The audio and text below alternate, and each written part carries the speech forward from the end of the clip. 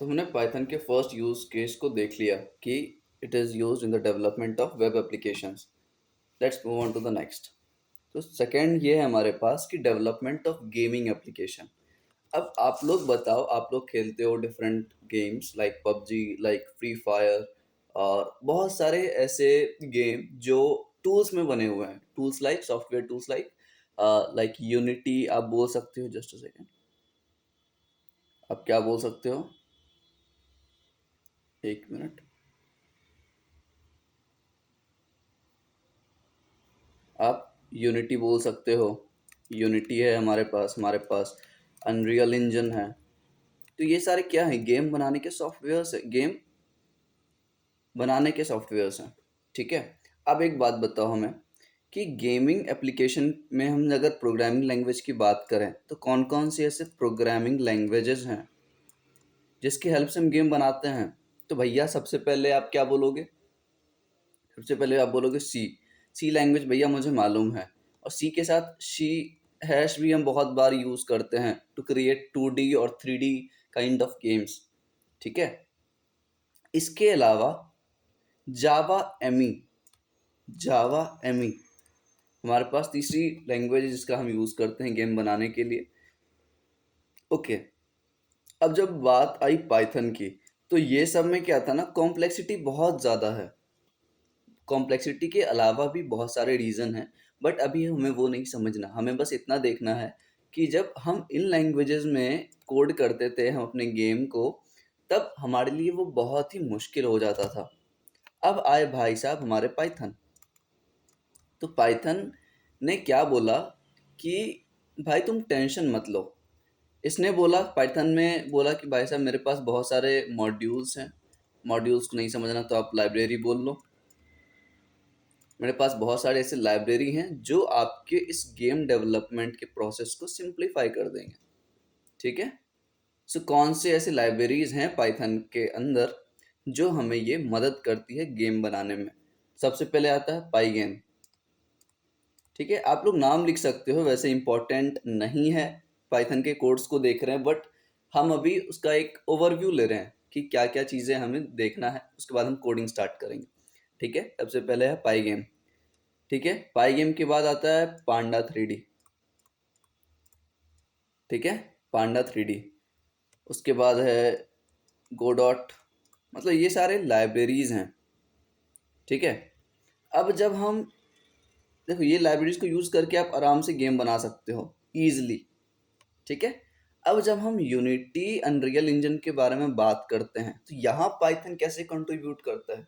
क्योंकि भैया ये जो गेमिंग सॉफ्टवेयर्स हैं ये बहुत ही कॉम्प्लेक्स होते हैं, ये हमें समझ नहीं आता।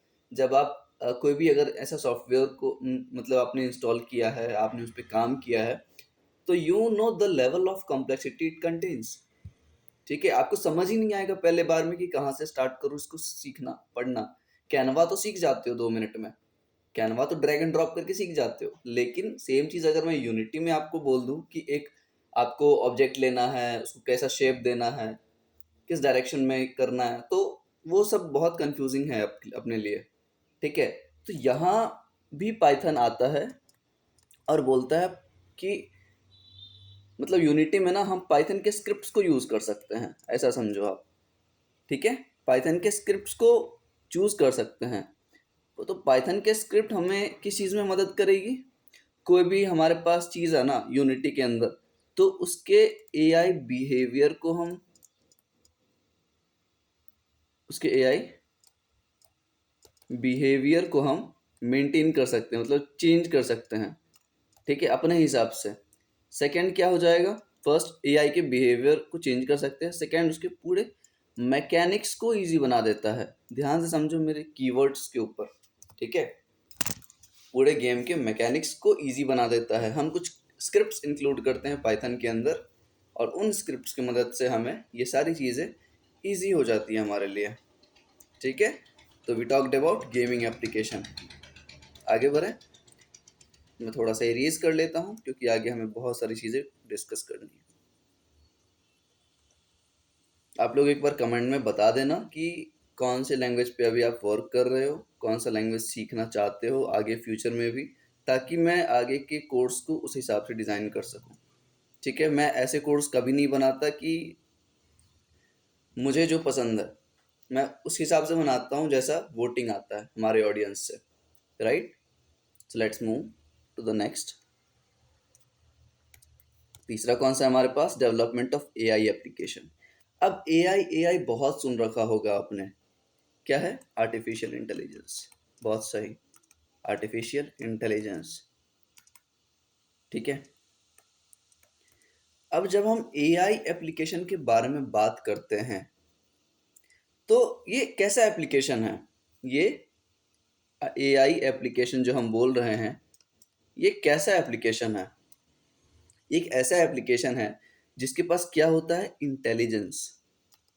जिसके पास क्या होता है? इंटेलिजेंस। उसके पास दिमाग होता है। दिमाग होता नहीं है, बट हम क्या करते हैं? हम मॉडल्स को ट्रेन करते हैं।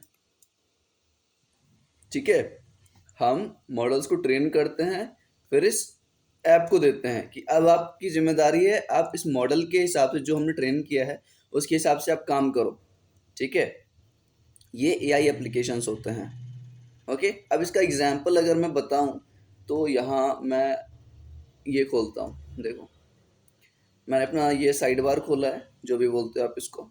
यहाँ पे आपको दिख जाएंगी, ये मेरा करंट लोकेशन बता रहा है एंड वहाँ का टेम्परेचर बता रहा है, स्पेसिफिक लोकेशन का। देख रहे हो इधर एकदम साइड में।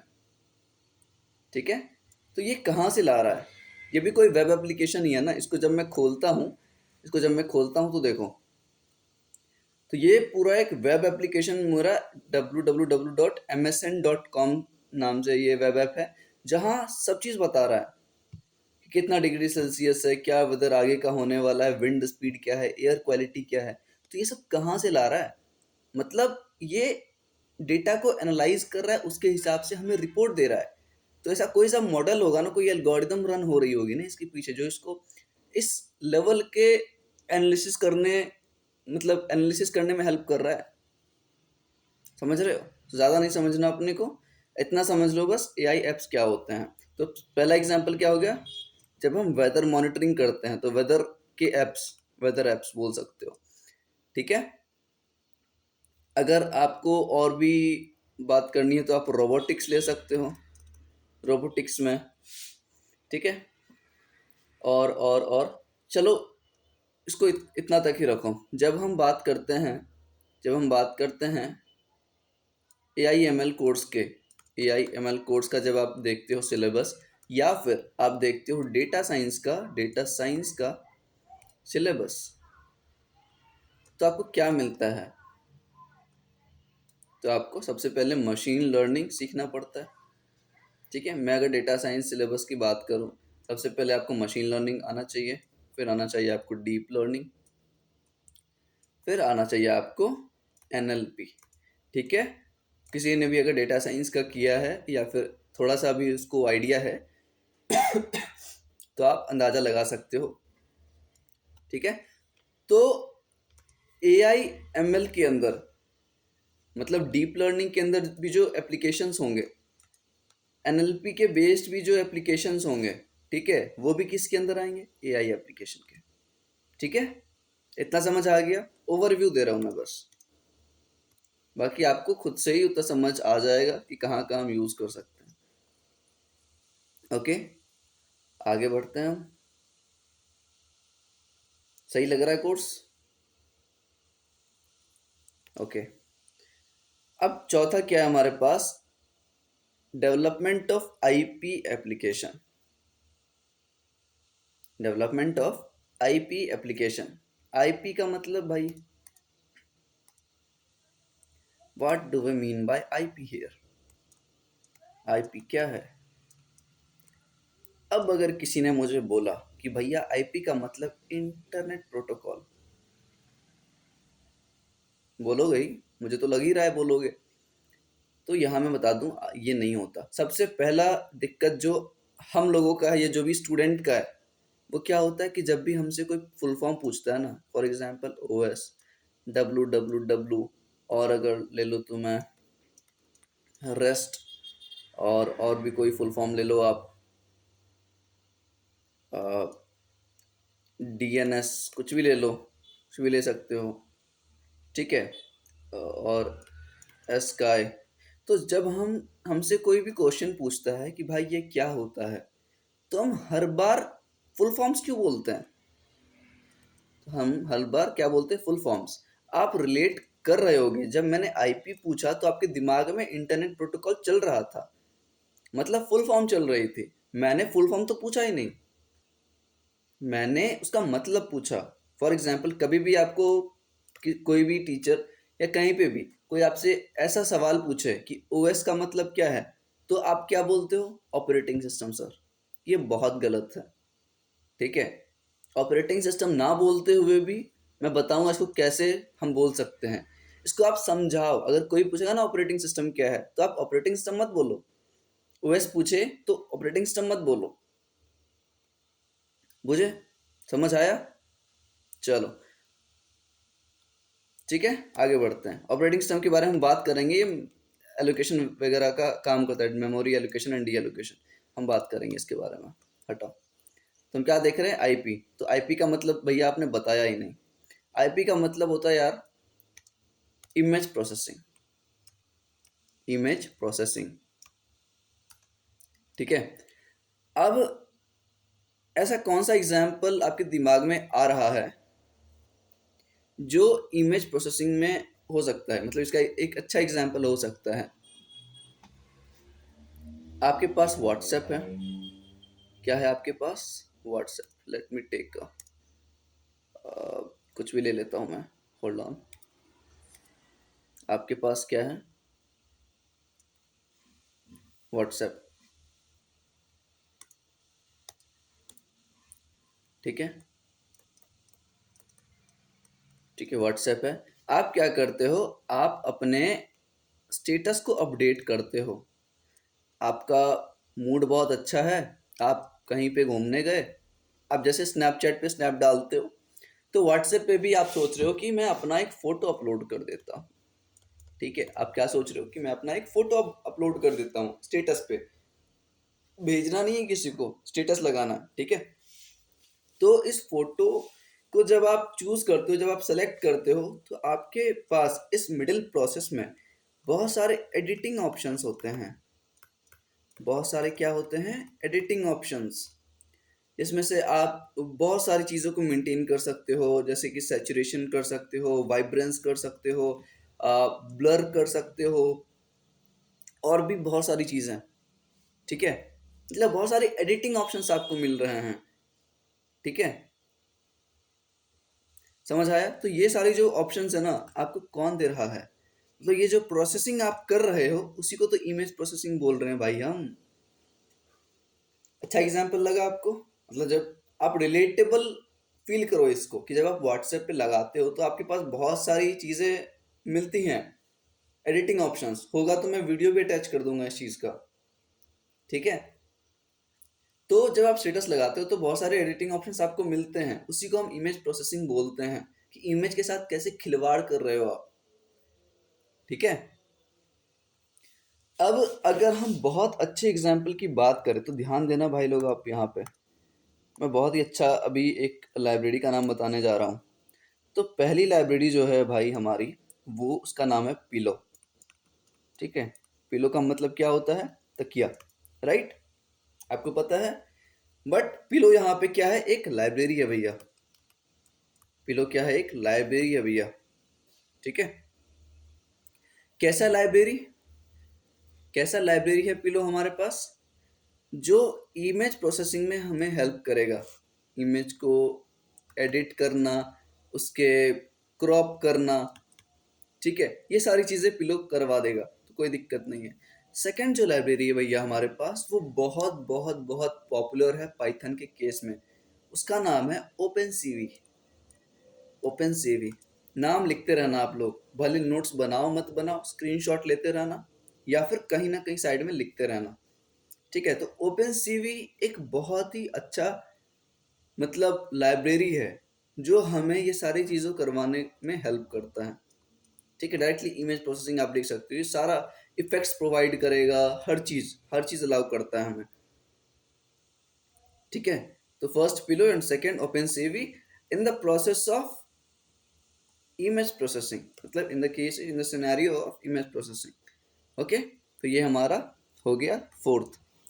आगे बढ़े, चलो समझ आ रही है सारी चीजें। एप्लीकेशन, ये रियल टाइम एप्लीकेशन है हमारे पाइथन भाई साहब की। ठीक है, तो आगे से कोई अगर फुल फॉर्म आपसे पूछेगा तो क्या बोलोगे? आगे से अगर किसी ने आपसे फुल फॉर्म पूछा तो क्या बोलोगे? Just wait for a while, उसको डिलीट कर दूं। फॉर एग्जाम्पल, अगर मैं आपसे पूछूं कि व्हाट इज ओएस, तो आप क्या बोलोगे? Operating system. जो आपको नहीं बोलना है इस लेक्चर के बाद, तो बिल्कुल भी नहीं। ठीक है, अगर आपसे कोई पूछे डीएनएस, तो आपको नहीं बोलना है डोमेन नेम सिस्टम। ठीक है, उसका मतलब बताना है कि भैया ओएस क्या है? एक सॉफ्टवेयर है जो मेमोरी एलोकेशन या फिर डी एलोकेशन, मतलब जो भी प्रोसेसेस होती हैं उसको कंडक्ट करवाती है। प्रॉपर डेफिनेशन मैं दूंगा। मतलब किसी भी चीज़ का आपको कोई पूछे शॉर्ट फॉर्म, तो आपको फुल फॉर्म नहीं बताना है। क्योंकि मैंने बहुत सारे ऐसे टीचर को देखी जो इंस्टेंट टाइम पे डांट देते हैं, क्लास से बाहर निकाल देते हैं। ठीक है, तो इसलिए मैं बता रहा हूँ आप लोगों को, आगे से मत करना। मीनिंग रखना, मतलब मीनिंग बताओ ना आप डायरेक्ट। ठीक है, हो गया, आगे बढ़ते हैं। Development of AV application. AV application का भैया, एवी का मतलब, एवी एप्लीकेशन, एवी एप्लीकेशन का मतलब होता है यार ऑडियो वीडियो बेस्ड एप्लीकेशन।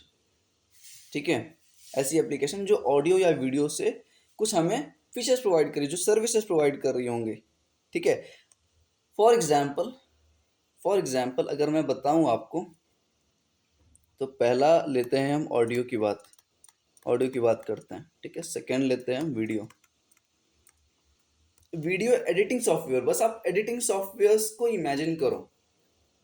ठीक है, जब हम वीडियो एडिटिंग की बात करते हैं तो कोई अगर ग्राफिक डिजाइनर यहाँ पे मौजूद है तो उसको मालूम होगा वीडियो एडिटिंग के लिए सबसे पहले Photoshop, I don't no Photoshop video editing है या इमेज एडिटिंग है, तो मैं इसको हटा देता हूँ। I am not a graphic designer. ठीक है, हम लेते हैं कैनवा।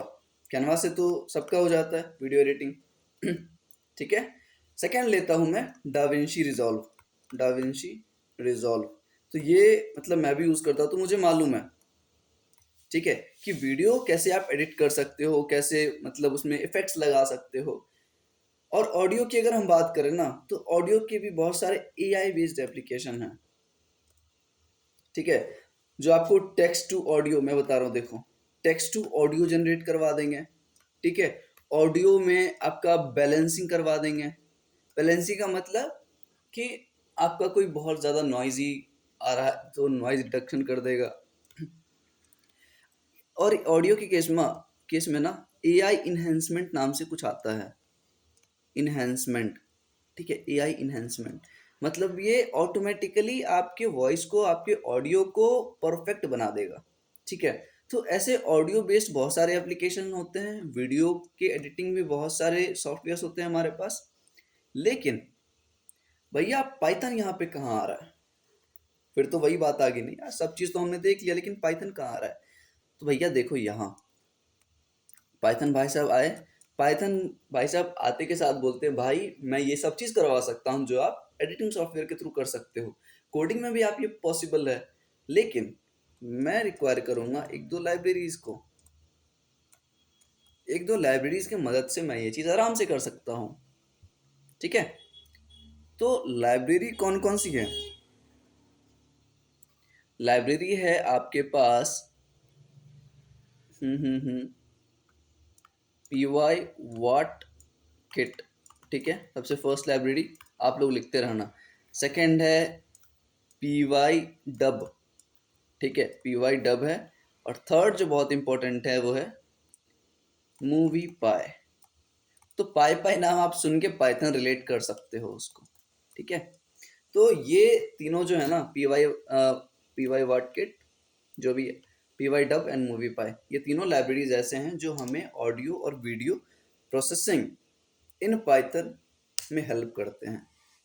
ठीक है, जैसे मूवी पाई का काम क्या होता है, जब ये लाइब्रेरी है इसका मेन काम होता है कि एडिट करना, ठीक है, कोई भी वीडियो है उसको एडिट करना, उसको उसमें इफेक्ट्स लगाना, जो भी चीज़ें होती हैं ये करके दे देगा अपने को। ठीक है। और ये जो पी वाई डब है ना, ये मेनली ऑडियो का होता है। पी वाई डब, एक मिनट यार, पी वाई डब क्या है? ऑडियो का मेन सॉफ्ट मतलब लाइब्रेरी है, जो ऑडियो के साथ सारे कुछ करने में हमें मदद करेगा। ऑडियो को अच्छा करना है, क्रॉप करना है, जो भी करना है ये अलाउ करेगा। ठीक है, इतना समझ आ गया। इसके बाद हमारे पास और ये ऐसी लाइब्रेरीज हैं, ध्यान से समझो, ये ऐसी लाइब्रेरीज हैं जो हमें एक चीज़ और करने में हेल्प करेगा। जैसे पी वाई डब की अगर हम बात करें तो उसका एक और फीचर होता है टेक्स्ट टू ऑडियो। ठीक है, टेक्स्ट टू ऑडियो। ठीक है। अब image to video, I don't know इसकी फीचर है या नहीं, या मूवी पाई की फीचर है या नहीं, बट मैं बता रहा हूँ ये ऑडियो वीडियो वाले उसमें आती है, एप्लीकेशंस में आती है पाइथन के। ठीक है, क्योंकि ये चीज़ एआई जनरेटेड होती हैं आजकल। एआई के बहुत सारे टूल्स हैं, एआई टूल्स जो इमेज को वीडियो में कन्वर्ट करती हैं। अब आपको टूल्स भी मालूम होने चाहिए भैया। अगर आप एक सॉफ्टवेयर डेवलपर हो, अगर आप लर्न कर रहे हो पाइथन को, तो आपको ओवरऑल नॉलेज होना चाहिए इस चीज़ का। मैं बता रहा हूँ कि ऐसी अगर सॉफ्टवेयर चाहिए आपको तो सबसे पहले आता है हेजन। अगर आपको नाम नहीं मालूम है हेजन का, तो आप लोग याद रख लो अभी से, क्योंकि हेजन बहुत ही तगड़ा एआई बेस्ड सॉफ्टवेयर है, जो क्या करता है आपको वीडियो बनाने में हेल्प करेगा। With the help of video, मतलब वीडियो से ही आप उसको इनहेंस करके एआई जनरेट करवा सकते हो, एआई जनरेटेड वीडियो। या फिर आप इमेज को यूज़ करके आप वीडियो कन्वर्ट कर सकते हो, इमेज को वीडियो में। बहुत ही अच्छा सिंक्रोनाइज करता है वो चीज़। ठीक है, हेजन हो गया। और भी अगर आप ले लेते हो तो बहुत सारी ऐसी सॉफ्टवेयर्स हैं वैसे तो। ठीक है, क्लिंग, क्लिंग का नाम मैंने कहीं सुना था, अभी कैच कर रहा हूँ मैं इस चीज़ को। तो क्लिंग नाम से आप ये कर सकते हो। क्लिंग भी एक सॉफ्टवेयर है जो शायद यही करता है, इमेज टू वीडियो। ठीक है, क्लिंग एआई नाम से है, आई थिंक क्लिंग एआई, देख लेना आप लोग। बट आपको मैं इसलिए बता रहा हूँ कि आपको नॉलेज होना चाहिए कि अभी सॉफ्टवेयर कौन ट्रेंडिंग पे चल रहा है एआई बेस्ड। ठीक है, वैसे तो बहुत हैं, कैपकट आ गया आपके पास, कैनवा आ गया, मतलब ये सारी चीज़ें बहुत ही पॉपुलर हैं। ओके, तो आगे बढ़ते हैं, इसको इरेज कर लूँ मैं पहले। ठीक है, ये सारे टूल्स जो मैंने बताए ना, टूल्स बता रहा हूँ, लाइब्रेरीज बता रहा हूँ, क्यों बता रहा हूँ मैं? क्योंकि आप इससे फेमिलियराइज हों। आपको कहीं भी कोई भी बोले कि भाई ऑडियो की वीडियो में करना है, सॉरी ऑडियो को नहीं, इमेज को वीडियो में करना है, तो आपको टूल्स पता होने चाहिए। या फिर अगर पाइथन में कर रहे हो तो आपको लाइब्रेरीज पता होने चाहिए, मॉड्यूल्स पता होने चाहिए। समझ गए? तो आगे से कंफ्यूज नहीं होना। चलो इसको मैं पहले मिटा दूँ अच्छे से। इसके बाद हमारे पास कौन सी एप्लीकेशन है? इसके बाद हमारे पास है development of web scrapping and harvesting. अब आया ना अच्छा टॉपिक। टॉपिक नहीं है, बस ये सब तो छोटे छोटे बता रहा हूँ मैं, टॉपिक तो बाद में आएगा। क्या बात कर रहे हैं हम? वेब स्क्रैपिंग, वेब स्क्रैपिंग और वेब हार्वेस्टिंग। आपने नाम सुना होगा कहीं ना कहीं, अपने बीटेक के करियर में वेब स्क्रैपिंग नाम सुना होगा। ठीक है, मैं इंस्टेड ऑफ इसको डिस्क्राइब करूं, उसके अलावा मैं क्या करता हूं, इसको एक एग्जाम्पल के थ्रू बताता हूं। ठीक है, आपने गूगल पे सर्च किया, आपने गूगल पे सर्च किया, मुझे क्या चाहिए? मुझे सन ग्लासेस चाहिए। ठीक है, मुझे एक सन ग्लास चाहिए, बहुत ही अच्छा ब्रांडेड। ठीक है, ब्रांड मैंने कभी पहना नहीं तो मुझे ब्रांड नहीं मालूम। ठीक है, मुझे एक ब्रांडेड सन ग्लास चाहिए। आपने गूगल पे किया सर्च। ठीक है, अब आपने सर्च करके फ़ोन रख दिया, अपने फ़ोन रख दिया आप अपने बेडरूम में। ठीक है, ये है आपका फ़ोन। क्या है ये? फ़ोन आपने अपने बेडरूम में रख दिया। अब वापस जब आप इसको खोलते हो 3 घंटे बाद, 3 घंटे बाद क्या खोलते हो आप खोलते हो, या खोल लो फेसबुक, या खोल लो इंस्टाग्राम, ठीक है, अगर आप फेसबुक और इंस्टाग्राम खोल रहे हो 3 घंटे बाद, तो आपको क्या दिखाएगा? वो एडवर्टाइजमेंट दिखाएगा। ये सब रियल लाइफ एग्जांपल मैं क्यों बता रहा हूँ यार, ताकि रिलेटेबल लगे, ऐसा ना लगे कि भैया लेक्चर में बोर हो रहा हूँ मैं, ठीक है, कुछ समझ ही नहीं आ रहा मुझे। इसलिए मैं एकदम ग्राउंड लेवल से इसको हाई लेवल पे लेके जाऊंगा। भरोसा रखो, ट्रस्ट मी, ठीक है, अच्छे से लेक्चर पढ़ेंगे हम। ठीक है, तो 3 घंटे बाद जब आप मोबाइल खोलते हो तो आपको एडवर्टाइजमेंट दिखती है, किस चीज़ की? सनग्लासेस की। सनग्लासेस की आपको एडवर्टाइजमेंट दिखती है। तो आप चीज़ समझ नहीं पाओगे कि मैंने, आपको क्या लगेगा कि मैंने यार ऐसा तो कुछ देखा ही नहीं, लेकिन मुझे सनग्लासेस तो लेने हैं, ठीक है, लेकिन मुझे सनग्लासेस तो लेने हैं। समझ आया? तो उस सिनेरियो में आपको ये चीज़ समझ नहीं आएगी। बट ये सारा कॉन्सेप्ट किसका है? वेब स्क्रैपिंग का। ठीक है, वेब स्क्रैपिंग को ही हम क्या बोलते हैं? Web harvesting. वेब स्क्रैपिंग को ही हम क्या बोलते हैं? Web harvesting. इतना समझ आ गया? अब आ जाओ वेब स्क्रैपिंग को समझते हैं। ओके, वेब स्क्रैपिंग मतलब ये मान के चलो मेरे पास एक वेब ब्राउज़र है, ठीक है, ये हमारे पास एक वेब ब्राउज़र है, ठीक है। मैंने क्या किया, यहाँ पे हमारा सर्च बार है, यहाँ पे हमारा सर्च बार है, ठीक है। मैंने एक पेज खोला, यहाँ पे एक सर्च बार है, सर्च करूँगा मैं यहाँ पे कुछ, मैंने कुछ भी सर्च किया XYZ, या फिर मैंने कोड पैक्ट खोला, ठीक है, मैंने कोड पैक्ट खोला तो ये एक पेज खुलेगा। ध्यान से समझना इस कॉन्सेप्ट को। मैंने क्या किया, मैंने यहाँ पे कुछ सर्च किया, फॉर एग्जांपल मैंने कोड पैक्ट अपना ही सर्च किया वेबसाइट पे, तो कोड पैक्ट का जो वेबसाइट है, कोड पैक्ट का जो वेबसाइट है वो खुल जाएगा, ठीक है। अब मैं क्या चाहता हूँ कि इस वेबसाइट पे या इस पेज पे जितनी भी इंफॉर्मेशन है, ध्यान से समझना इस चीज़ को, इस पेज पे जितनी भी इंफॉर्मेशन है, भले ही मैं होम पेज पे हूँ, भले ही मैं किसी और पेज पे हूँ, तो जितनी भी इंफॉर्मेशन है वो मैं क्या करना चाहता हूँ, वो मैं लेना चाहता हूँ। किस फॉर्मेट में? भैया आप अच्छे से बताओ। देखो, जो भी इंफॉर्मेशन हमें लेना है इस पर्टिकुलर पेज का, ये क्या है? होम पेज मान लो इसको। तो होम पेज पे जितनी भी इंफॉर्मेशन है वो मुझे चाहिए, किस फॉर्मेट में मिलेगी मुझे? HTML। ध्यान से समझो, किस फॉर्मेट में मिलेगी मुझे? HTML। तो इंफॉर्मेशन और डेटा को लेना ही किसी भी वेब पेज से, उसको हम स्क्रैपिंग बोलते हैं। लेकिन आप स्क्रैप नहीं बोलोगे, आप बोलोगे वेब स्क्रैपिंग, ठीक है। मैं तो ऐसे ही मजाक के लिए बोलता हूँ वेब स्क्रैपिंग, बट आप स्क्रैपिंग बोलोगे, या फिर इसको क्या बोल सकते हो? Web harvesting. ग्रेट, समझ में आया। अब देखते हैं भैया, इतना मैंने समझ लिया। अब HTML जब मुझे मिलता है तो हम इसको करते हैं पार्स। ध्यान से समझो, मैं ज़्यादा डिटेल में नहीं जाना चाहता, बट ओवरव्यू दे रहा हूँ कि आपने वेब स्क्रैपिंग कर लिया, आपको किस फॉर्मेट में मिला? HTML। आप उस HTML को पार्स करोगे तब आपको मिलेगा इन्फॉर्मेशन, ठीक है। समझ आ गया भैया? ठीक है। अब भैया पाइथन कहाँ आ रहा है? आपने सारा हिस्ट्री बता दिया, ज्योग्राफी बता दिया, पाइथन कहाँ से आ रहा है?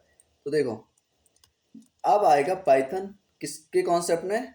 Web scrapping. WS लिख रहा हूँ मैं।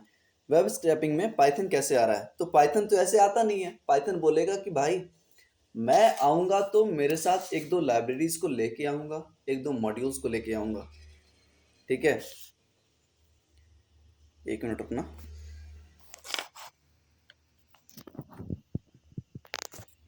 हम्म तो जब मैं आऊँगा तो एक दो लाइब्रेरीज को लेके आऊँगा, मॉड्यूल्स को लेके आऊँगा।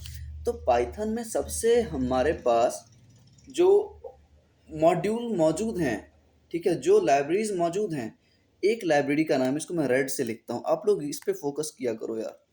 ये अगर मिस हो गया ना, क्योंकि अगर ये लाइब्रेरीज आपको याद हैं, अगर मॉड्यूल्स आपको याद हैं, तो आप इंटरव्यूअर के सामने वो मतलब सीना चौड़ा करके बैठ सकते हो कि सर ये लाइब्रेरीज हम यूज़ कर सकते हैं इस चीज़ के लिए, इमेज प्रोसेसिंग के लिए ये है हमारे पास, ऑडियो प्रोसेसिंग के लिए ये है हमारे पास, वेब स्क्रैपिंग में मैं ये यूज़ करता हूँ लाइब्रेरीज। तो इंटरव्यूअर बोलेगा भाई साहब इसको तो बहुत नॉलेज है मॉड्यूल्स का, और पाइथन में मॉड्यूल्स के अलावा कॉन्सेप्ट ही नहीं है कुछ। क्लासेस के हैं, ऑब्जेक्ट्स के, कंस्ट्रक्टर, डिकंस्ट्रक्टर, ठीक है। ये मतलब छोटे छोटे इंपॉर्टेंट मतलब टॉपिक्स हैं हमारे पास।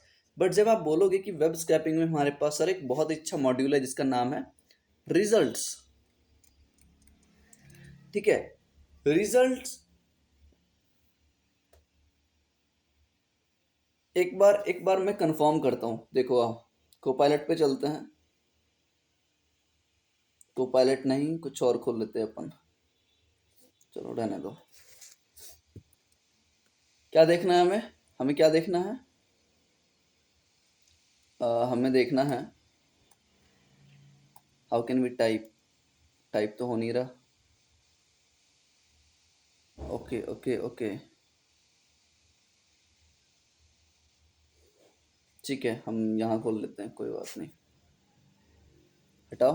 यहाँ पे आप सर्च करो, क्या हो सकता है। हमें सर्च करना है पाइथन मॉड्यूल। ओके, कीबोर्ड आ क्यों नहीं रहा यार, आई डोंट नो।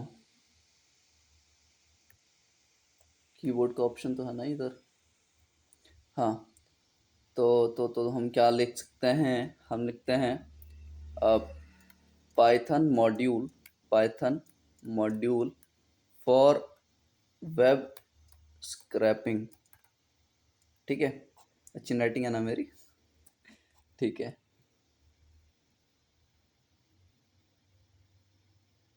कहाँ पे सर्च हो रहा है ये?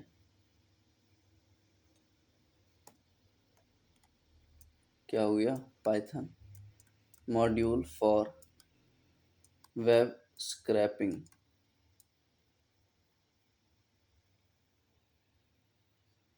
ठीक है। इसको अगर अपन सर्च करें तो क्या लिखा गया? पायरन, नो वरीज। पायरन, अरे यार गलत है। Python module for web scrapping. I know थोड़ा सा टाइम कंज्यूमिंग है बट वेट कर लो, ठीक है। Okay okay okay okay, request, sorry sorry, request. मैं इसी के बारे में बात करना चाह रहा था। आई थिंक थोड़ी सी मिस्टेक होगी, रिजल्ट्स बोल दिया मैंने। इट वॉज रिक्वेस्ट, ठीक है, माफ़ कर देना यार। तो लाइब्रेरीज कौन सी है हमारे पास? हमारे पास रिक्वेस्ट नाम से है, रिक्वेस्ट। इसलिए मैंने वेरीफाई कर लिया कि बाद में मैं गलत ना पढ़ूं, ठीक है। अब रिक्वेस्ट एक ऐसी लाइब्रेरी है, रिक्वेस्ट एक ऐसी लाइब्रेरी है जो हमें क्या अलाउ करता है। जब हम रिक्वेस्ट लाइब्रेरी का यूज़ करेंगे तो मान के चलो ये हमारे पास वेब ब्राउज़र है, ठीक है। तो रिक्वेस्ट लाइब्रेरी क्या करेगा? वेब ब्राउज़र के पास एक रिक्वेस्ट भेजेगा। कौन सी रिक्वेस्ट? HTTP रिक्वेस्ट, ठीक है। HTTPS ले लो। तो रिक्वेस्ट भेजेगा HTTPS फॉर्मेट में, एंड जो भी इंफॉर्मेशन रहेगी वो मेरे पास आ जाएगी किस फॉर्मेट में भैया? HTML, ठीक है। अब HTML को पार्स कर सकते हो आप। तो ये समझ में आया कि पाइथन का जो एक मॉड्यूल है जिसका नाम है रिक्वेस्ट, रिक्वेस्ट एस लगाना, ठीक है, उसके हेल्प से हम वेब स्क्रैपिंग को आराम से परफॉर्म कर सकते हैं। समझ आ गई ये चीज़ें? चलो ठीक है, इसको मैं थोड़ा सा इरेज कर लूँ फिर आगे बढ़ते हैं, ठीक है। मॉड्यूल्स का नाम याद हो गया आपको। रिजल्ट्स कैसे काम करता है? आप HTTPS रिक्वेस्ट भेजते हो, जो भी वेब पेज का इंफॉर्मेशन लेना है आपको, वहाँ पे वेब ब्राउज़र पे भेजोगे ये आप, ठीक है। डायरेक्ट वेब पेज पे भेजने का कोई सिस्टम नहीं है हमारे पास। हम जो भी भेजेंगे किसको भेजेंगे? वेब ब्राउज़र को, ओके। एंड वेब ब्राउज़र से वो सारी चीज़ें हमें करके दे देगा। आ जाओ, नेक्स्ट कौन सी है हमारे पास? नेक्स्ट है हमारे पास डेवलपमेंट ऑफ बिजनेस एप्लीकेशंस। हम्म, अब आपने सुना होगा एक चीज़, जब हम बिजनेस एप्लीकेशन के बारे में बात करते हैं, BA, ठीक है, मैं BA लिख रहा हूँ। तो जो भी बिजनेसेस होती हैं, ठीक है, बिजनेस एप्लीकेशन का सिंपल मतलब बताऊं मैं तो फ्लिपकार्ट, फिर बताऊं तो अमेजोन, फ्लिपकार्ट अमेजोन, फिर बताऊं तो लिंक्डइन, ये सारे क्या हैं? Business application, business based application है। ठीक है। या फिर आपने सुना होगा भैया CRM, कस्टमर रिलेशनशिप मैनेजमेंट। ठीक है। तो ये सॉफ्टवेयर बनाने के लिए, ये सारी चीज़ों को प्रोसेस करने के लिए हमारे पास पाइथन बहुत ज़्यादा रोल प्ले करता है। अब किन चीज़ों में भैया? क्योंकि देखो बिजनेस की जब हम बात करते हैं, ध्यान से समझना, जब हम बिजनेस की बात करते हैं तो हमें एनालिसिस करना पड़ता है। क्या करना पड़ता है? Data analysis. क्यों करना पड़ता है भैया डेटा एनालिसिस? क्योंकि बिजनेस डेटा को देख के अपने फ्यूचर प्लान्स रखते हैं। ध्यान से समझना, डेटा को एनालाइज करके कि प्रीवियस ईयर स्टैट क्या थे, प्रीवियस 10 साल की ईयर स्टैट्स क्या थे, उस चीज़ों को नज़र में रखते हुए वो अपने फ्यूचर्स को देखते हैं। ठीक है, कि फ्यूचर प्लान क्या है, ये क्या हो सकते हैं, कि जिससे कि हमें मैक्सिमम प्रॉफिट्स हों। ठीक है। या फिर वो डेटा को एनालाइज करके ये देखते हैं कि हम कौन से प्रोडक्ट में, कौन से प्रोडक्ट्स बना सकते हैं, कौन से प्रोडक्ट को बना सकते हैं। ठीक है, किस प्रोडक्ट में ज़्यादा इन्वेस्ट कर सकते हैं। ठीक है। सिंपल चीज़ में बताऊं तो एक बिजनेस के पास 4 प्रोडक्ट्स हैं, 1 2 3 और 4। अब चारों के ऊपर मार्केटिंग की गई, चारों के ऊपर मार्केटिंग की गई। ठीक है।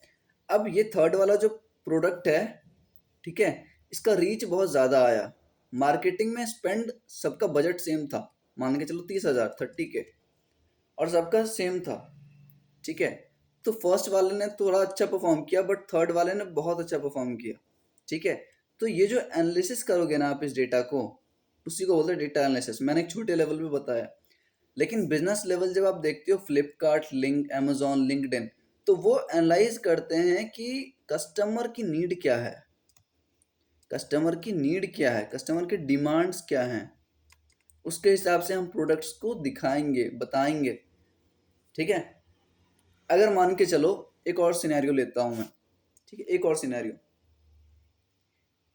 कि मैंने जो पहले बताया था कि मैं अगर सन ग्लासेस देख रहा हूँ, मान के चलो सन ग्लासेस मैं अमेजोन पे देख रहा हूँ, वैसे बहुत फालतू मिलते हैं, खरीदना मत। लेकिन इमेजिन कि हम अमेजोन से सन ग्लासेस को खरीद रहे हैं, तो आपको कुछ देर बाद ही इसके एडवर्टाइजमेंट दिखने चालू हो जाते हैं। तो बिजनेस पर्सन को कैसे मालूम ये तो, या अमेजोन को कैसे मालूम? सनग्लास देखो, सनग्लासेस जो बेच रहा है, ये जो सेलर है सनग्लासेस का, इसको घंटा मतलब नहीं है। सनग्लासेस जो बेच रहा है उसको घंटा मतलब नहीं है कि मेरी मार्केटिंग कैसे हो रही है। वो क्या करेगा, ये बोलेगा अमेजोन भाई, आप मुझसे पैसे ले लो बीच में, और आप मेरे प्रोडक्ट्स को बेच दो, आप मेरे प्रोडक्ट्स की मार्केटिंग कर दो, रैंकिंग में ला दो अपने अमेजोन पे। ठीक है। तो अमेजोन क्या करेगा, मुझे ये सनग्लासेस दिखाएगा। कैसे दिखाएगा? जो भी बंदे ने सनग्लासेस को सर्च किया होगा अमेजोन पे, तो कुछ देर बाद ही उसको एडवर्टाइजमेंट दिखा देगा। ये काम कौन कर रहा है? अमेजोन। अब यहाँ पे क्या कर रहा है? ये डेटा एनालिसिस, डेटा को एनालाइज कर रहा है। समझ आया सारा खेल? तो डेटा एनालिसिस बहुत बड़ा गेम प्ले करता है यहाँ पे। और जब हम बिजनेस एप्लीकेशंस की बात करते हैं, तो अब आते हैं हम भैया पाइथन के मॉड्यूल्स के ऊपर, पाइथन के लाइब्रेरीज के ऊपर। ऐसी कौन सी पाइथन की मॉड्यूल हैं या फिर लाइब्रेरी हैं जो हमें ये चीज़ करने में मदद करती हैं? तो सबसे पहला और सेकंड मैं एक साथ ही लिखूंगा इसको, जैंगो या डी जैंगो, कुछ भी बोल सकते हो, कोई फर्क नहीं पड़ता। ठीक है, आपके ऊपर है। D Django and flask, flask भी बोलते हैं बहुत लोग स्टाइल से फ्लैस्क भी बोलते हैं। तो आपके ऊपर है, आप कैसे भी बोलो, बस याद रहना चाहिए। तो जैंगो एंड फ्लास्क जो है वो हमें डेटा एनालिसिस में बहुत ज़्यादा हेल्प करता है। डेटा एनालिसिस ना बोलते हुए what we will call it as in the case of business applications, business applications. ठीक है। तो बिजनेस एप्लीकेशन में जो हमारे मॉड्यूल यूज होते हैं वो हैं जैंगो एंड फ्लास्क। समझ आ गया सारी कहानी? मिटा दें, मिटा दें इसको, आ जाओ। होप सो आपको रिलेटेबल लग रहा होगा सारा एग्जाम्पल, और जो मैं मॉड्यूल्स लिखवा रहा हूँ वो अच्छे से आप लोग लिख लेना। ठीक है। क्योंकि आगे हम मॉड्यूल्स के ऊपर ही पूरी कहानी पढ़ने वाले हैं और कुछ छोटे मोटे प्रोजेक्ट्स भी करेंगे अगर पॉसिबल हुआ तो, क्योंकि मैं ये कोर्स बहुत जल्दी कोशिश कर रहा हूँ निपट जाए। बहुत सारी चीज़ें पेंडिंग में ऑलरेडी हैं हमारे पास, ठीक है। और अगर कोई बैकएंड जो मेरे चैनल से ऑलरेडी पढ़ रखा है जिन्होंने, उनके लिए मैं बता दूं कि बैकएंड का जो लास्ट लेक्चर था अराउंड 120 या 100 ऐसे ही कुछ होगा, तो वो लास्ट ही था। उसके आगे कुछ टेक्निकल एरर की वजह से मैं उसको कंटिन्यू नहीं कर पाया, क्योंकि सारी फोल्डर जो थी उड़ गई थी, तो मैं स्टार्टिंग से कोड तो करूँगा नहीं, ठीक है। तो उसके वजह से वो बैकएंड का लेक्चर वहीं तक है और हम दूसरी लैंग्वेजेस को स्टार्ट करेंगे। अब दूसरी लैंग्वेज में सबसे पहले पाइथन आ रहा था, तो पाइथन को भी हम देख रहे हैं, ठीक है। चलो, और हम एक एक करके सारे लैंग्वेजेस को कवर करेंगे। पाइथन के बाद सी प्लस प्लस आएगा, ओके। सो पाइथन पढ़ते हैं फिलहाल। आपने देखा वेब स्क्रैपिंग देख लिया, वेब हार्वेस्टिंग देख लिया, डेवलपमेंट ऑफ बिजनेस एप्लीकेशन देख लिया, डेवलपमेंट ऑफ साइंटिफिक एप्लीकेशन। अब भैया साइंटिफिक एप्लीकेशन का क्या मतलब है, आपका तात्पर्य क्या है इसका? साइंटिफिक एप्लीकेशन की जब हम बारे में बात करते हैं तो ऐसा एप्लीकेशन जो हमें कुछ भी प्रेडिक्ट करने में मदद करे। और ये साइंटिफिक एप्लीकेशन जो वो होते हैं ना, जो मेनली ML DL पे बेस्ड होते हैं या NLP पे बेस्ड होते हैं। मतलब उसको कुछ डेटा दिया जाए या कुछ डेटा पे उसको ट्रेन किया जाए उस एप्लीकेशन को, और उसके हिसाब से हमें वो आउटपुट दे, ठीक है। ऐसे एप्लीकेशन जो होते हैं वो डेटा एनालिसिस में, ऑब्जेक्ट डिटेक्शन, आपने सुना होगा ये सारे एग्जांपल्स, तो सब इसी के अंदर आते हैं, ठीक है। एक सेकेंड, ठीक है। तो सब इसी के अंदर आते हैं। अब अगर साइंटिफिक एप्लीकेशंस की हम बात करें तो सबसे पहले आता है जो भी आपने सुना होगा ना, नासा, इसरो। तो ये सब जो ऑर्गेनाइजेशन है ये बहुत ज़्यादा यूज़ करते हैं किस चीज़ के, साइंटिफिक एप्लीकेशंस। क्योंकि उनको रियल टाइम में, ध्यान से सुनना, उनको रियल टाइम में सारा डेटा चाहिए होता है। क्या चाहिए होता है? उसको प्रोसेसिंग करना होता है, उसका एनालिसिस करना होता है, और उसके बेस्ड पे आउटपुट डिपेंड करता है। मतलब ये सारी चीज़ें उनको करनी रहती है रियल टाइम में, मतलब एट द इंस्टेंट। तो कोई ऐसा एप्लीकेशन हो जो ये मुझे सारी चीज़ परफॉर्म करके दे दे, ठीक है। तो नासा और इसरो वाले बहुत ज़्यादा यूज़ करते हैं ऐसे एप्लीकेशंस की।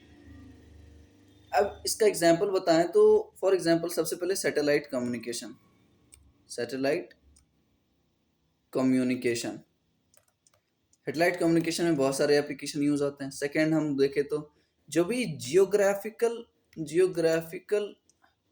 कैलेमिटीज़ होते हैं, कैलेमिटीज़, ठीक है, उसके डिटर्मिनेशन में हम यूज़ करते हैं। तो आपको यूज़ केसेस पता होने चाहिए, आपको ये पता होना चाहिए कि हाँ यहाँ हम यूज़ कर सकते हैं, वही बहुत है हमारे लिए, ठीक है। तो जो भी सैटेलाइट कम्युनिकेशन में एप्लीकेशन यूज़ होते हैं या जियोग्राफिकल कंडीशंस को प्रेडिक्ट करने में, तो ये सारे किसके अंदर आते हैं हमारे पास, साइंटिफिक एप्लीकेशन। समझ आ गया? चलो आगे बढ़ते हैं, ठीक है। एप्लीकेशंस को मैं इतनी डिटेल में क्यों बता रहा हूँ भैया, क्योंकि आपको रिलेटेबल लगे। ऐसा नहीं है कि मैं सिर्फ एक एक लाइन बोल के निकल गया, मैं हर एक चीज़ को एकदम डिटेल में बताने की कोशिश करूँगा, ठीक है, इम्प्लीमेंटेशन के साथ। तो कुर्सी की पेटी बांध के रखो, ठीक है। और क्योंकि ये 6-7 घंटे के ऊपर होने वाला है या उसी के अराउंड होने वाला है लेक्चर, तो आप लोग आराम से एक जगह बैठ के एक बार में ही देख लो तो ज़्यादा बेटर समझ आएगा, ठीक है। आगे बढ़ते हैं। फिर कौन सा है, development of data analysis and analytics based application, ठीक है। आप मुझे बताओगे आप दो चीज़ें, ठीक है। खुश हो बताने में, एक्साइटेड हो? क्योंकि मैं तो क्वेश्चन पूछता ही नहीं हूँ। पहला टर्म आता है डेटा एनालिसिस, डेटा एनालिसिस। दूसरा आता है डेटा एनालिटिक्स। ठीक है, data analysis and data analysis. अब आप मुझे बताओगे कि इसका मतलब क्या होता है। भैया डेटा एनालिसिस का मतलब मैं बता रहा हूँ, ठीक है, रहने दो, कोई बात नहीं। नहीं भी आता या आता है तो कोई बात नहीं, अच्छा बात है। देखो, डेटा एनालिसिस का मतलब ये होता है कि अपने पास्ट के एक्सपीरियंस को, अपने पास्ट के डेटा को, ध्यान से समझना, अपने पास्ट के डेटा को आप क्या कर रहे हो, स्टडी कर रहे हो। अपने पास्ट के डेटा को आप क्या कर रहे हो, स्टडी कर रहे हो, ठीक है। एंड उसके हिसाब से आप अपना फ्यूचर को सजेस्ट कर रहे हो। क्या बोला मैंने, डेटा एनालिसिस में क्या होता है भैया कि आप अपने पास्ट डेटा को देख के कुछ स्टडी करते हो और फिर उसके हिसाब से फ्यूचर को सजेस्ट करते हो, ठीक है। तो ये किस में आ गया, डेटा एनालिसिस में। अब एनालिटिक्स का क्या मतलब है, एनालिटिक्स का ये मतलब है कि आप क्या करते हो, आप करते हो, क्या लिखा रहा है यार, एक मिनट, आप अपने प्रेजेंट को स्टडी करते हो। एनालिटिक्स का क्या मतलब है कि अभी प्रेजेंट में जो डेटा है उसका आप क्या करते हो, स्टडी करते हो, ठीक है। एंड उसके हिसाब से अपने फ्यूचर को सजेस्ट करते हो कि फ्यूचर में डेटा, मतलब फ्यूचर में हमें ये प्रोडक्ट्स के ऊपर काम करना ज़्यादा बेनिफिशियल रहेगा हमारे लिए, ये ज़्यादा प्रॉफिट दिला सकता है, इस चीज़ में हम ज़्यादा इन्वेस्ट कर सकते हैं। तो बहुत सारी चीज़ें का एनालिसिस करने में ये मदद करता है, ठीक है। तो प्रेजेंट का जो हम स्टडी करते हैं वो एनालिटिक्स के अंदर आता है, जिसके हिसाब से हम फ्यूचर को एनालाइज करते हैं। अब भैया फिर बता रहा हूँ, पाइथन कहाँ आ रहा है। तो पाइथन अकेला आएगा नहीं, वो बोलेगा भैया मॉड्यूल वापस लेके आऊँगा मैं। बोला ठीक है, आ जा बस। ठीक है, तो ये रहे पाइथन भाई साहब, ये आएंगे अपने मॉड्यूल्स के साथ। लेकिन अब मॉड्यूल्स नहीं हैं। अब ये जो काम है ना डेटा एनालिटिक्स का, वो बहुत ही बड़ा हो चुका है। क्या हो चुका है, बहुत बड़ा।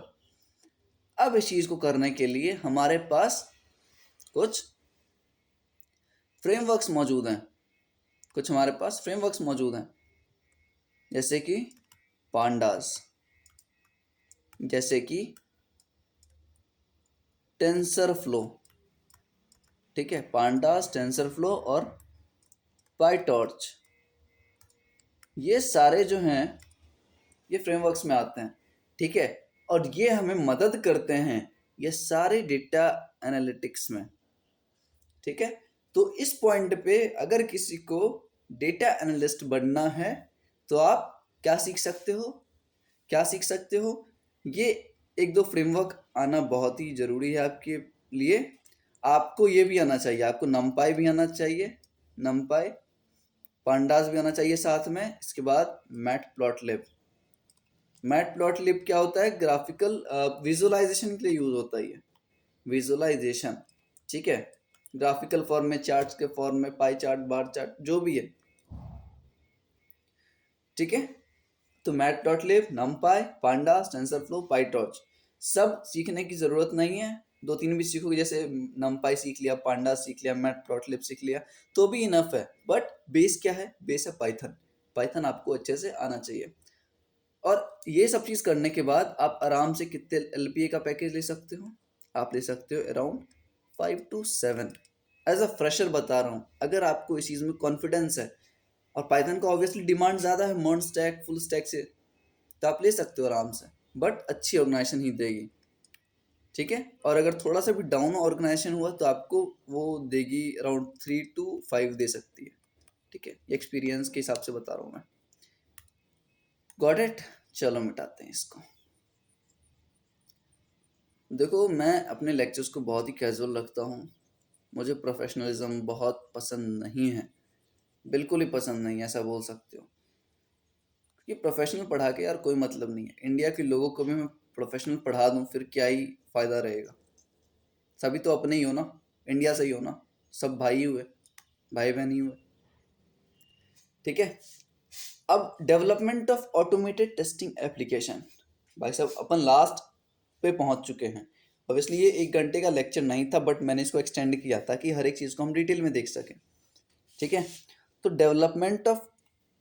Development of automated testing application. अब इस चीज़ को डिस्कस करने से पहले भैया आप वापस कुछ पूछोगे, मुझे मालूम है। हाँ भाई, पूछूंगा मैं।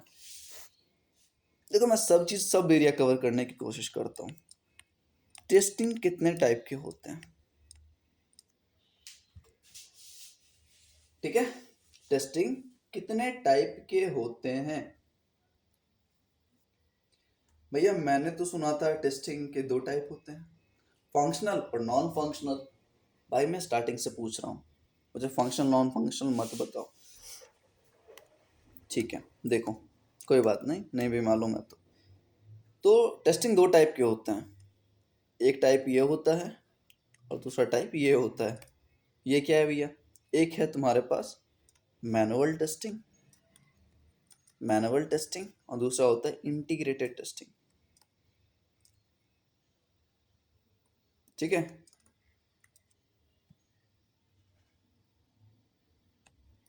सही बोल रहा हूँ मैं? बिल्कुल सही बोल रहे हो भैया, बिल्कुल गलत बोल रहा हूँ मैं? इंटीग्रेटेड टेस्टिंग कहाँ से आएगा यार? मुझे भी कंफ्यूज कर दिया आप लोगों ने। Manual testing and automated testing. ठीक है, मैनुअल टेस्टिंग में क्या होता है, एकदम इजी भाषा में समझो। मैनुअल टेस्टिंग में एक बंदा मौजूद रहेगा, वो क्या करेगा, वो टेस्ट केस लिखेगा और सारी चीज़ों को परफॉर्म करेगा। ठीक है, मैनुअल टेस्टिंग में इनपुट देगा और उसको आउटपुट से मतलब है। क्या बोला मैंने? एक बंदा बैठा रहेगा जो टेस्ट केस लिखेगा और इनपुट देगा, आउटपुट से मतलब है उसको। लेकिन ऑटोमेटेड टेस्टिंग में हम क्या करते हैं, हम टेस्टिंग टूल्स का इस्तेमाल करते हैं। टेस्टिंग टूल्स का इस्तेमाल करते हैं अपनी चीज़ों को टेस्ट करने के लिए। अब जो टेस्ट केस लिख रहा है वो कौन लिख रहा है? ये टूल। ठीक है, बस यही डिफरेंस है, ज़्यादा दिमाग नहीं लगाना। मैनुअल टेस्टिंग में भैया कौन आता है? अब मैनुअल टेस्टिंग में 3 आते हैं भैया, मुझे तो 3 ही मालूम है। एक आते हैं हमारे पास वाइट बॉक्स उजला डब्बा, एक आता है काला डब्बा ब्लैक बॉक्स, और तीसरा आता है भैया ग्रे बॉक्स। ठीक है, इतना समझ आ गया हमें मैनुअल टेस्टिंग में। वाइट बॉक्स क्या किसको बोलते हैं हम? ऐसा टेस्टिंग जिसमें जो टेस्टर रहता है, क्योंकि ये मैनुअली होता है, जो टेस्टर रहता है वाइट बॉक्स में, उसको जो टेस्टर रहता है उसको जो भी कोड बेस रहता है या फिर कोड स्ट्रक्चर रहता है, ठीक है, क्या रहती है उसको, जो भी कोड स्ट्रक्चर रहता है उसको कुछ पता नहीं होता। ठीक है, सही बता रहा हूं मैं? सही बता रहा हूँ क्या? 1 मिनट लो और मुझे सोच के बताओ। 1 मिनट नहीं, जल्दी जल्दी सोच के बताओ मुझे, 5 सेकंड में। ऊपर से देखो टेस्टिंग के, देखो कितने टाइप्स होते हैं, मैनुअल टेस्टिंग, ऑटोमेटेड टेस्टिंग। ठीक है, मैनुअल टेस्टिंग, ऑटोमेटेड टेस्टिंग, और मैनुअल टेस्टिंग में वाइट बॉक्स, ब्लैक बॉक्स और ग्रे बॉक्स। ठीक है, अब देखो यहाँ पे सिनेरियो ये है कि मैं यही चेक कर रहा था। वाइट बॉक्स में क्या होता है ना कि टेस्टर जो है, टेस्टर को इंटायर कोड बेस का प्रॉपर नॉलेज होता है, प्रॉपर नॉलेज। ठीक है, समझ आ गया? मतलब उसको पता है कि कोड क्या है, सोर्स कोड। मतलब सिंपल समझो तो ये टेस्टर जो है ना मैनुअल में, ये टेस्टर को सोर्स कोड पता होता है। ठीक है, और इस सोर्स कोड के हिसाब से वो अपना इनपुट देता है और आउटपुट को एक्सपेक्ट करता है। लेकिन जब हम बात करते हैं ब्लैक बॉक्स में, तो ब्लैक बॉक्स में ये जो टेस्टर रहता है इसको कोड बेस का या फिर कोड स्ट्रक्चर का बिल्कुल पता नहीं होता। इसको सिर्फ किस चीज़ से मतलब है, ये इनपुट देगा और आउटपुट लेगा। और आउटपुट कैसे वेरीफाई करेगा? इसके पास कुछ पहले से सॉल्यूशंस होते हैं, इसके पास कुछ पहले से टेस्ट केसेस के रिजल्ट्स होते हैं, उसके हिसाब से ये अपने आउटपुट को एनालाइज करेगा, बस इतना ही काम है। और ग्रे बॉक्स ये दोनों का एक कॉम्बिनेशन होता है।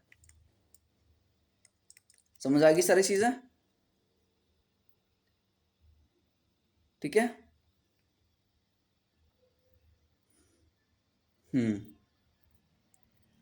अब हम आगे देखें तो ब्लैक बॉक्स के अंदर हम और भी डिविजन्स कर सकते हैं इसको।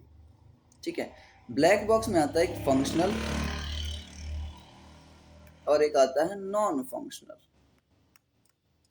अब आपको नाम से ही भाई समझ में आ रहा होगा, भाई बहन जो भी हो, ठीक है, तो फंक्शनल का मतलब कुछ फंक्शनैलिटी से मतलब मिला जुला हो रहा है। ठीक है, तो फंक्शनल टेस्टिंग में हम किस चीज़ को टेस्ट करते हैं कि क्या भाई मेरा लॉगिन फंक्शनैलिटी ढंग से काम कर रहा है या नहीं, मेरे पेमेंट्स वाले जो सर्विसेज हैं वो ढंग से काम कर रहे हैं या नहीं, या फिर और ले सकते हो आप, या फिर डेटा वैलिडेशन, डेटा वैलिडेट हो रहा है या नहीं। तो ये सब किस में आ जाएंगे? फंक्शनल में आ जाएंगे। ठीक है, और जब हम नॉन फंक्शनल की बात करते हैं तो हमारे पास क्या आता है? हमारे पास क्या आता है? परफॉर्मेंस सबसे पहले आता है, परफॉर्मेंस चेक करते हैं हम करते हैं चेक सिक्योरिटी, ठीक है, और स्केलेबिलिटी। तो ये सब नॉन फंक्शनल चीज़ें हैं और ये फंक्शनल चीज़ें हैं जो हम टेस्टिंग करते हैं। ठीक है, अब इसके बाद कौन सा आता है? इसके बाद कौन सा आता है?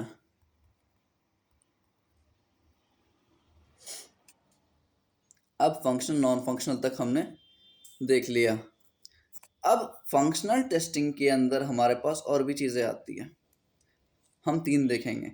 एक आता है यूनिट टेस्टिंग, एक आता है इंटीग्रेशन टेस्टिंग और एक आता है हमारे पास सिस्टम टेस्टिंग। एक और आता है स्मोक टेस्टिंग नाम से, लेकिन हम धूम्रपान नहीं करते तो इसको हम आउट करते हैं। ठीक है, हमें धूम्रपान से सख्त नफरत है। चलो, तो unit testing, integration testing and system testing. ऐसा मत समझना धूम्रपान से नफरत है, बट मैं इसलिए हटाया क्योंकि वो ज़्यादा इंपॉर्टेंट नहीं है हमारे लिए। यूनिट टेस्टिंग, इंटीग्रेशन टेस्टिंग और सिस्टम टेस्टिंग हमें देखना है। अब यूनिट टेस्टिंग में क्या होता है, आपने जब रिएक्ट देखा होगा मेरा प्लेलिस्ट, तो उसमें हम कंपोनेंट्स बना रहे थे, अलग अलग कंपोनेंट्स। ठीक है, या फिर आप भैया कंपोनेंट्स बोल लो, कंपोनेंट्स बोल सकते हो, या फिर आप उसको बोल सकते हो फंक्शंस। ठीक है, तो कंपोनेंट्स और फंक्शन को इंडिविजुअली टेस्ट करना, क्या बोल रहा हूं मैं कि कंपोनेंट्स या फिर फंक्शन को मैनुअली टेस्ट करना, वो किस में आएगा भैया? यूनिट टेस्टिंग में। ठीक है, इंटीग्रेशन टेस्टिंग में क्या होता है कि मान के चलो मेरा एक कंपोनेंट इधर है, एक कंपोनेंट इधर है। अब ये कंपोनेंट इसके बिना काम नहीं करेगा और ये कंपोनेंट इसके बिना काम नहीं करेगा, तो ये आपस में कैसे वर्क कर रहे हैं, उस चीज़, उस मैकेनिज्म को या उस पूरे प्रोसेस को टेस्टिंग, उस प्रोसेस का टेस्टिंग करना, उसको हम क्या बोलते हैं? Integration testing. कि दो मॉड्यूल्स, दो सर्विसेज साथ में कैसे परफॉर्म कर रही है, उसको क्या बोलते हैं? Integration testing. ठीक है, अब पूरे सिस्टम की फंक्शनैलिटी को चेक करना, क्या बोल रहा, पूरे सिस्टम की फंक्शनैलिटी को टेस्ट करना, उसको हम क्या बोलते हैं? System testing. ठीक है, अब मैं बता रहा हूं, अगर इस पॉइंट पे भी किसी ने भी मेरा बैकएंड का लेक्चर देख रखा है, तो मैंने बैकएंड में एक्सप्रेस.js की मदद से यूनिट टेस्टिंग करवा रखा है। क्या करवाया भैया आपने? मुझे तो पता ही नहीं। यूनिट टेस्टिंग हमने करवा रखा है। कौन सा आपने वो लिया था? क्योंकि हम सारी चीज़ें जावास्क्रिप्ट में इम्प्लीमेंट कर रहे थे, हमने सारा चीज़ जावास्क्रिप्ट में इम्प्लीमेंट किया। तो जावास्क्रिप्ट में भैया ऐसे कौन से फ्रेमवर्क्स हैं जिसके मदद से आपने ये यूनिट टेस्टिंग परफॉर्म किया? क्योंकि मैनुअली तो कर ही रहे हैं, क्योंकि किया मैंने ही, लेकिन मैंने कुछ फ्रेमवर्क्स को यूज कर लिया। ठीक है, तो जावास्क्रिप्ट के कौन से ऐसे छोटे छोटे फ्रेमवर्क्स हैं? Frameworks, I don't think so frameworks हैं वो। अब ज्यादा बेटर बोल सकते हो उसको, लाइब्रेरीज बोल सकते हो आप। ठीक है, फ्रेमवर्क्स वगैरह तो सेलेनियम आ जाएगा लैंग्वेज। ठीक है, हटाओ, ज़्यादा कंफ्यूज नहीं करना है आपको। ठीक है, उस टाइम मैंने जो यूज़ किया था उसका नाम है जस्ट। ठीक है, जस्ट के अलावा भी एक आता है जे यूनिट। ठीक है,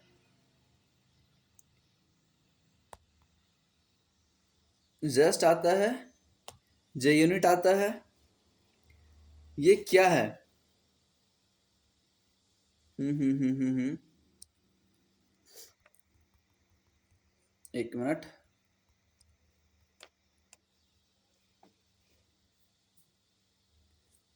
हाँ,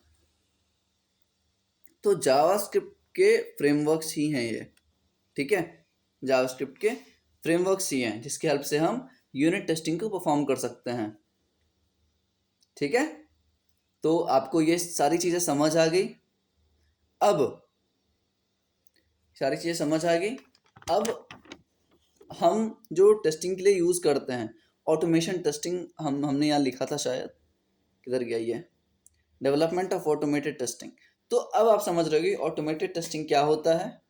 ऐसा टेस्टिंग जिसमें कि टूल्स का इस्तेमाल करते हैं, क्योंकि हमने अभी पूरा इसी पार्ट को देखा है, लेफ्ट हैंड साइड को देखा है कि मैनुअल टेस्टिंग का सारा पार्ट।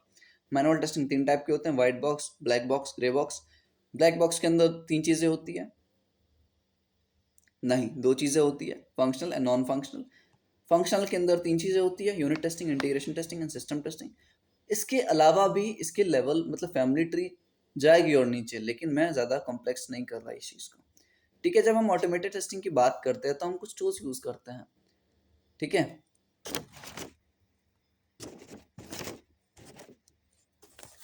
अब एक और फ्रेमवर्क हम ले सकते हैं यहाँ पे, एक और फ्रेमवर्क ले सकते हैं जिसका नाम है सेलेनियम। सेलेनियम भाई साहब बहुत ज़्यादा पॉपुलर है किस चीज़ के, ऑटोमेटेड टेस्टिंग, ऑटोमेटेड टेस्टिंग के लिए। ठीक है,